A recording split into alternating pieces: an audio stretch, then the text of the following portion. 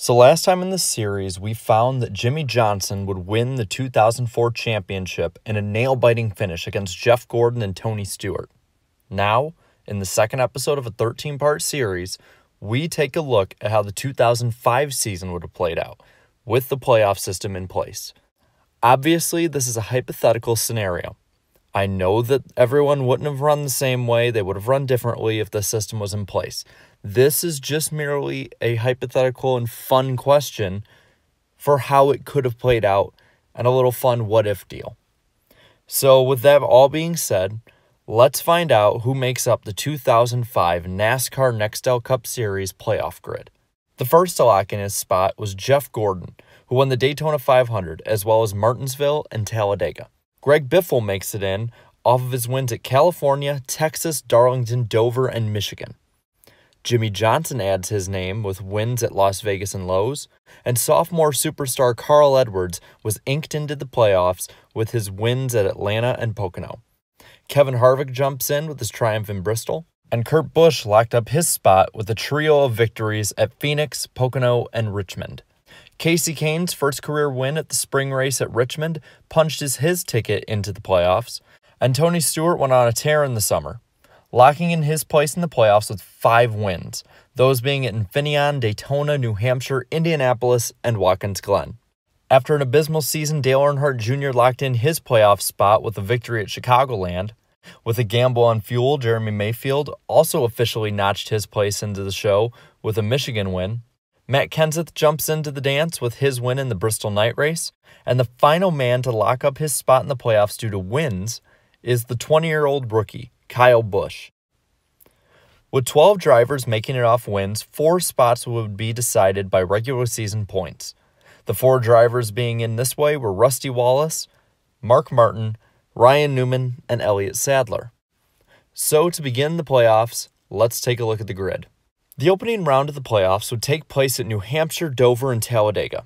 Ryan Newman and Jimmie Johnson, the 2002 rookie class, both locked in spots to the round of 12 with a win in each respective race at New Hampshire and Dover. At New Hampshire, trouble ended up hitting Kasey Kahne, Kurt Busch, Elliott Sadler, and Kyle Busch, while at Dover, even more drivers had poor runs, such as Dale Earnhardt Jr., Matt Kenseth, and Jeff Gordon. So, heading into the end of the first round at Talladega, the grid would look like this. The race buildup would be huge. Fan favorites like Jeff Gordon and Dale Earnhardt Jr. had their seasons on the line. It was sure to be a playoff hit, but instead of the playoff bubble being a thrilling down-to-the-wire roller coaster of a battle, it was a concrete wall taking out most of the contenders. Firstly, there was this wreck.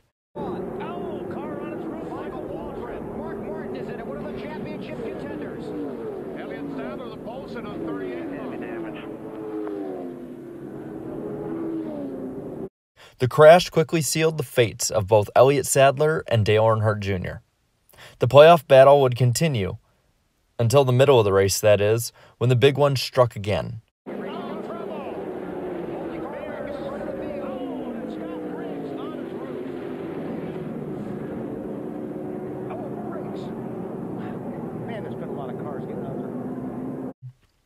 With both Jeff Gordon and Kyle Busch being wrecked, the next round's players were basically set.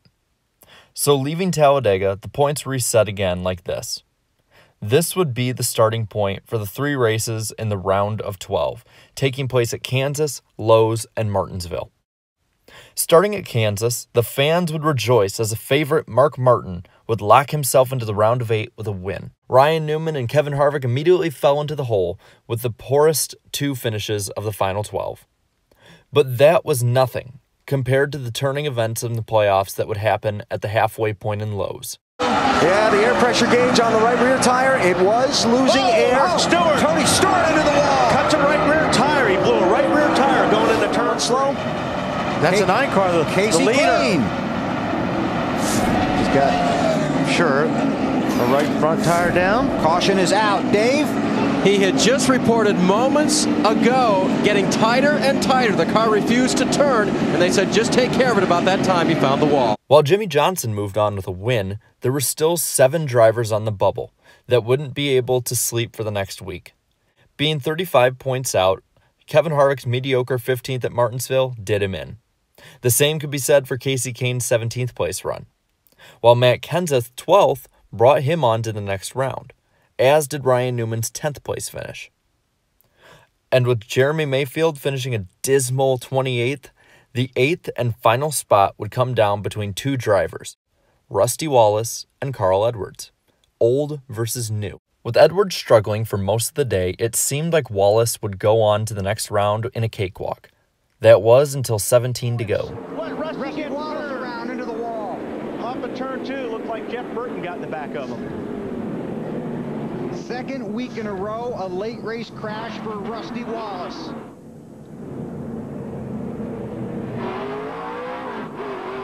With Wallace falling back, Edwards' season was brought back to life.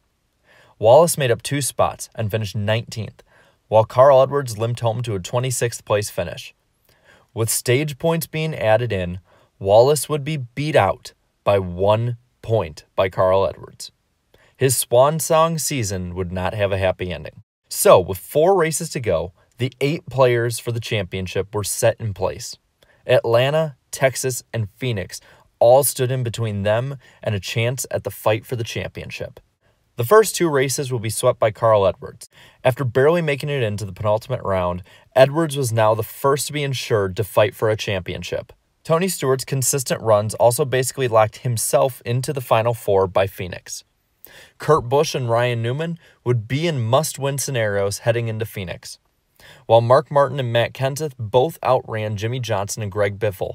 The stage points that the latter 2 accumulated throughout the season, though, kept them in the fold.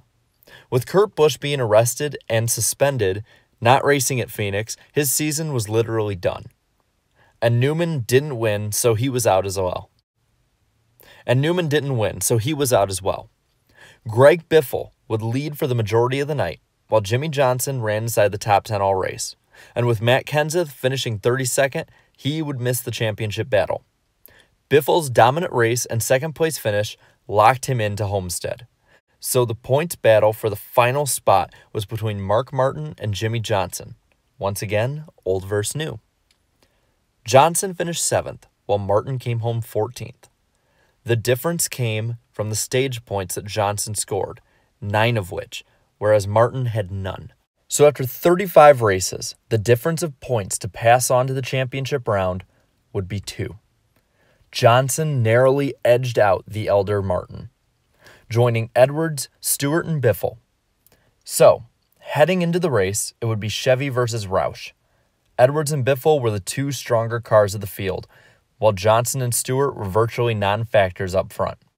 Edwards seemingly was running away with the championship with the best overall car. As for Johnson, he wouldn't have a chance to repeat as playoff champion.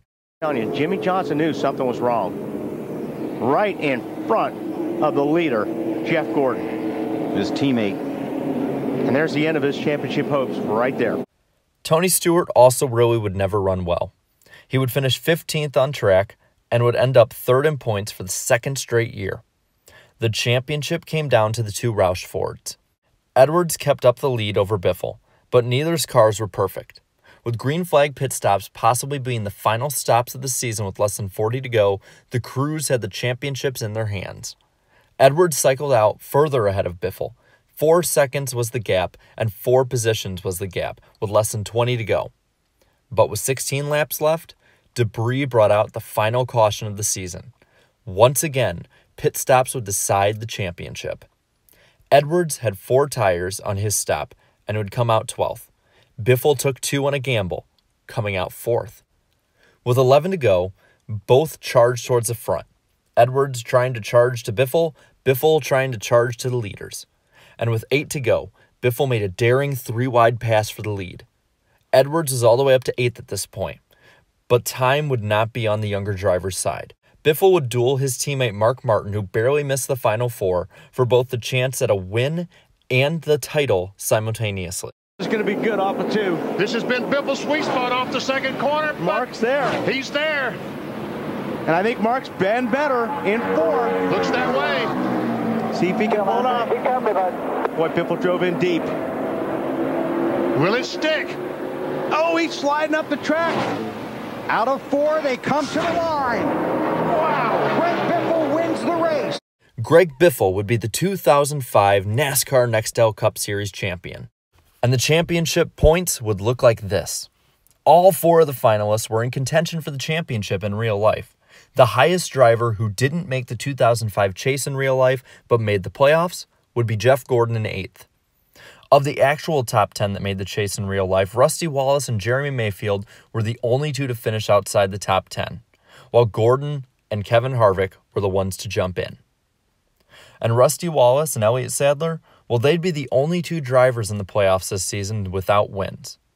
Jamie McMurray and Dale Jarrett were the only 2 drivers to not go back-to-back in the playoffs, and they were replaced by Carl Edwards and Kyle Busch. So with all this information, I pass the video on to you. What do you think of the 2005 NASCAR Nextel Cup Series season with the playoffs? Let me know down in the comments below, and subscribe for more NASCAR content and more of this series. And until next time, have a good one.